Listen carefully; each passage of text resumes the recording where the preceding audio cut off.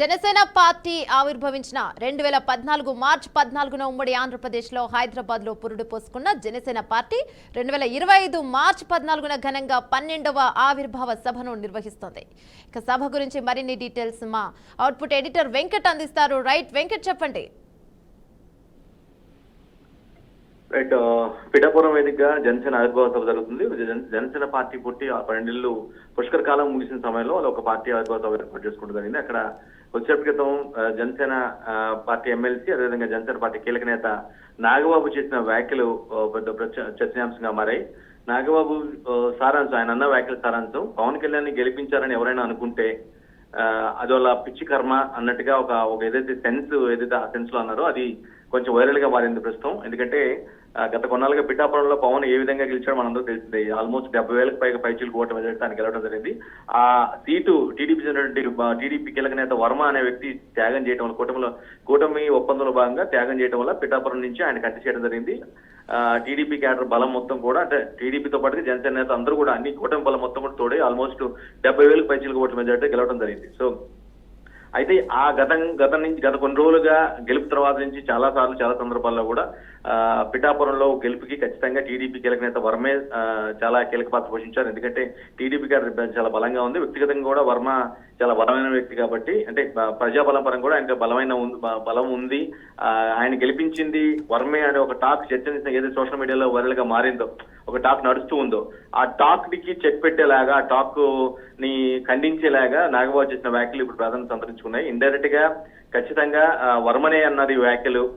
ఏదైతే పవన్ కళ్యాణ్ రెండు ఫ్యాక్టర్స్, ఒకటి పవన్ కళ్యాణ్, రెండోది పిఠాపురం కార్యకర్తలు, పిఠాపురం ఓటర్లు అని అంటూ ఆయన చాలా స్పష్టంగా చెప్పింది. ఈ రెండు కాకుండా తాను ఎవరి వల్ల గెలిచారని, తన వల్లే గెలిచారని ఎవరైతే అనుకుంటున్నారో, అది జనసేన నేతలు కావచ్చు, లేదంటే బయట పార్టీ నేతలు కావచ్చు, ఎవరైతే అనుకుంటున్నారో అలా అనుకున్న వ్యక్తులు వాళ్ళ కర్మ అంటూ ఆయన నాగబాబు చేసిన వ్యాఖ్యలు ఇప్పుడు చర్చనీయాంశంగా మారాయి. ఈ వ్యాఖ్యలు ఖచ్చితంగా వర్మను ఉద్దేశించి అన్నారనేది ఒక బలమైన వాదన. అంటే ఒక ఇండైరెక్ట్ చెప్పాలంటే ఒక అగ్నికి ఆజ్యం పోసినట్టుగా నాగబాబు చేసిన వ్యాఖ్యలు అయితే కొంచెం చర్చనీయాంశంగా మారాయి.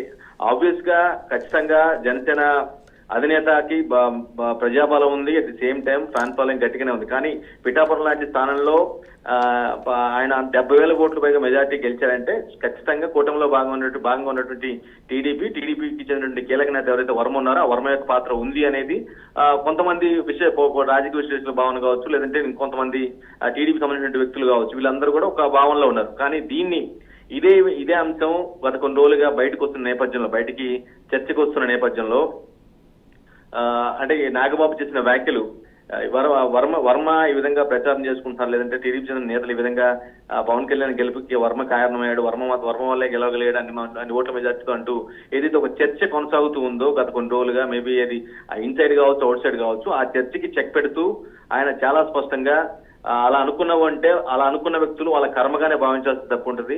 కేవలం పవన్ గెలవడానికి పవన్ కళ్యాణ్ ఇమేజ్ ఒకటి, పవన్ కళ్యాణ్ పిఠాపురం చెందిన ఓటర్లు, జనసేన కార్యకర్తలు, మిగతా పార్టీ కార్యకర్తలు అయ్యంటారు తప్పించి వేరే ఇంటెన్షన్ ఉండదు.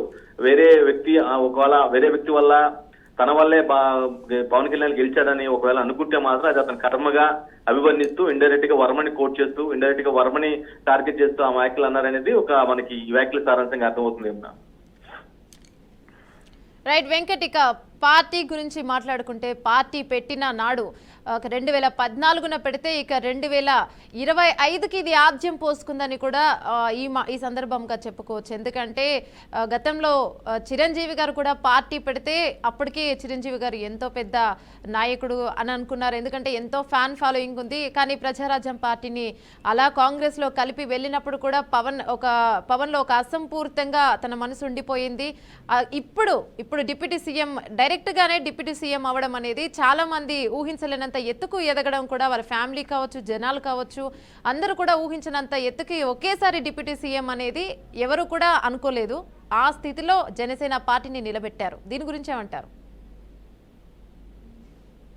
రైట్, పార్టీ పుట్టి 12 ఏళ్ళు పూర్తి చేసుకుంది. మొదటి పార్టీ పుట్టినప్పుడు నెక్స్ట్ ఎలక్షనే 2014లో ఆయన ఉమ్మడి అప్పుడే స్టేట్ విడిపోయింది. ఆ సమయంలో ఏపీలో కూటమికి మద్దతు ఇచ్చారు, మోదీకి, చంద్రబాబు మద్దతు ఇచ్చారు. గవర్నమెంట్ ఆ రోజు అప్పుడు ఫామ్ చేయడం జరిగింది. వైసీపీని ఓడించి టీడీపీ కూటమి గవర్నమెంట్ అప్పట్లో ఫామ్ చేయడం జరిగింది. బట్ ఆ 2014 అప్పుడు ఆ సమయంలో ఆయన కంటెస్ట్ చేయలేదు.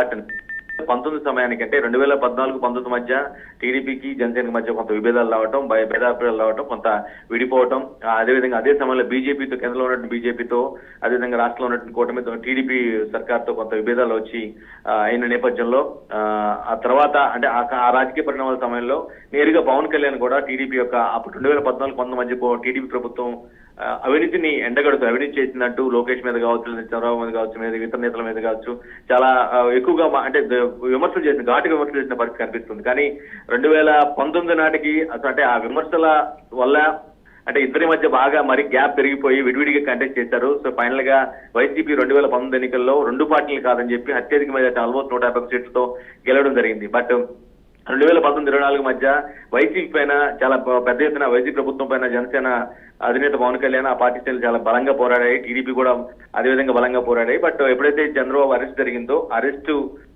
సమయానికి ఈ విధంగా కలిసి ఉంటే మాత్రమే మనం ఓడించగలం, విడిగా ఉంటే ఓట్లు చీలిపోయి ఖచ్చితంగా మళ్ళీ మరోసారి జగన్ అధికారంలో వస్తారంటూ ఆయన రాజమండ్రి జైలు వేదిక ఏదైతే ఒక ఒప్పందం చేసుకున్నారో, ఒక బహిరంగ స్టేట్మెంట్ ఇచ్చారో అదే ఒక రాజకీయ 2024 ఎన్నికల ఫలితాలకు ఒక కీలక పాయింట్ మనం చూడాల్సిన అవసరం ఉంటుంది. ఎప్పుడైతే ప్రకటించిన తర్వాత ఇద్దరు 2 పార్టీలు కలిసి టీడీపీ జనసేన కలిసి భేటీ అవ్వడం కానీ సంబంధించిన అంశాలు మాట్లాడుకోవడం కానీ, తర్వాత చివరిలో పవన్ కళ్యాణ్ చతురత ఫలించి బీజేపీ కూడా కలవటం కానీ, ఈ విధంగా మూడు పార్టీలు ఒకటే కూటమిగా పోటీ చేయడంతో ఒక్కసారిగా వైసీపీ చిత్తు అయిపోయింది. కేవలం 151 నుంచి 11 సీట్లకు పడిపోయింది. ఆ తర్వాత అంటే 2019లో కేవలం 1 సీటుకి మాత్రమే పరిమితమైన పవన్ కళ్యాణ్ 2024 సమయానికి కూటమిలో అలయన్స్ లో భాగంగా ఉండి ఆ పార్టీలన్నీ కలిపి కొంత ఓట్లు చీలిపోకుండా ఏదైతే కాపు ఓట్లన్నీ కూడా గంపగుత్తుగా ఒకవైపు వన్ సైడ్ వచ్చేలాగా కొంత ఇంపాక్ట్ క్రియేట్ చేయడంతో పవన్ కళ్యాణ్ కింగ్ మేకర్ గా మారని చెప్పుకోవచ్చు. ఎందుకంటే అంటే కొన్ని అంశాల్లో తగ్గి 21 సీట్లు మాత్రమే తీసుకొని పోటీ చేసిన 21 స్థానంలో గెలిచి ఒక ట్రెండ్ సెట్టర్ రికార్డు సృష్టించారు. అంటే 100% స్ట్రైక్ రేట్ తో ఆయన ఎన్నికల్లో గెలవడం జరిగింది. ఆ పార్టీ విజయం సాధించింది. కూటమిలో భాగంగా కూటమి ప్రభుత్వంలో కీలక వ్యక్తిగా భాగమయ్యారు. సేమ్ టైం కేంద్రంలో ఎన్డీఏ ప్రభుత్వం నిలబడటానికి కూడా ఇక్కడ వచ్చినటువంటి ఎంపీ సీట్లు కూడా కారణం కావడంతో మరింత ప్రాధాన్యత పవన్ కళ్యాణ్ మనం పెరిగిందని చెప్పుకోవాలి.